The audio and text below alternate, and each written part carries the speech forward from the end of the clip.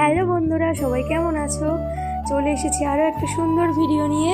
এটা ছিল সরস্বতী পুজোর দিন রাত। এই ভিডিওটা আপলোড করতে একটু লেট হয়ে গেল। তো সন্ধ্যা আমি আরও বেরিয়ে পড়েছি রেডি হয়ে।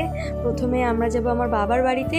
ওখান থেকে আমার বোনদের সাথে মিট করবার। বোনরা জানেও না যে আমরা যাচ্ছি, না বলে যাচ্ছি। এই যে দেখো, দরজা খুলেই ছোট বোন অবাক হয়ে গেছে, ভাবতেই পারিনি আমরা এভাবে না বলে চলে যাব। আর এই যে দেখো, আর একজন ঘুমাচ্ছিল, আমরা গেছি বলে ঘুমটা ভেঙে গেছে। তো তারপর ঝটাপট বোনরা রেডি হয়ে আমরা সবাই মিলে বেরিয়ে পড়েছি।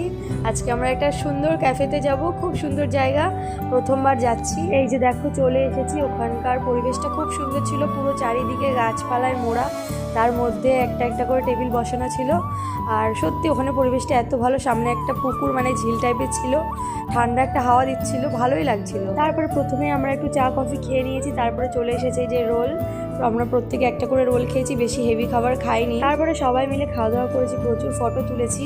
আর এই যে দেখো, আমরা যেখানে বসেছিলাম টেবিলের ওপরে একটা পেঁপে গাছ, কত বড় বড় পেঁপে হয়েছে।